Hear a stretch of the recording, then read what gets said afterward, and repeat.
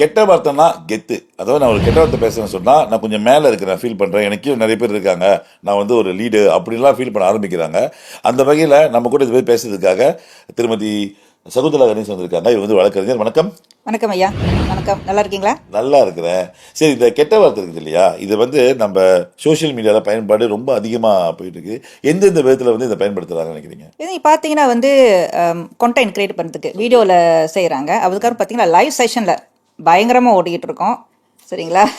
நீங்கள் சொன்ன உடனே எனக்கு அந்த பிக்சர் அந்த அந்த கிளவுட் ஒன்று வரும்ல தலைக்கு மேலே, அந்த மாதிரி வந்து போகுது. ஆமாம். அதுக்கப்புறம் பார்த்தா மீம் சொல்லிட்டு அது கிரியேட் பண்ணுவாங்க.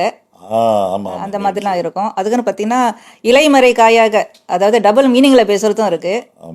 இந்த மாதிரி நிறைய பயன்பாட்டில் நிறைய. ஏன் வந்து இந்த மாதிரி கெட்ட வார்த்தைகள் பயன்பாட்டுக்குள்ளே வருதுன்னு நினைக்கிறீங்க?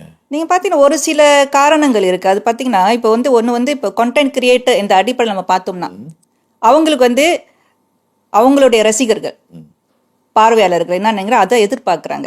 ஒரு சில பார்வையாளர்கள் அதை எதிர்பார்க்குறாங்க. அப்போ அது வந்து அவங்களுக்கு ஒரு கண்டென்ட்டாக அமையிறதுனால அது வந்து அவங்களுக்கு கண்டென்ட்டாக பாய்க்கிறாங்க. சரிங்களா? அது ஒன்று.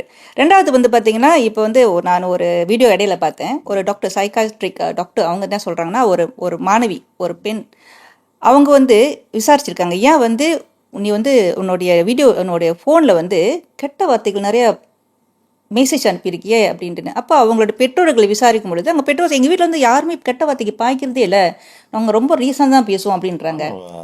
அப்போ அந்த பொண்ணு என்ன சொல்லுதுன்னா, என்னுடைய இந்த தோழர்கள் சமூகத்தில் இந்த ஒரு குரூப்பில் வந்து அவங்க எல்லாருமே கெட்ட வார்த்தை தான் பாய்க்கிறாங்க, நான் கெட்ட வார்த்தை பாய்க்கலன்னா நான் வந்து ஒரு ஏழைனா இருப்பேன். அதாவது அவங்க அது வந்து ஒரு நிர்பந்தமா இருக்காங்க.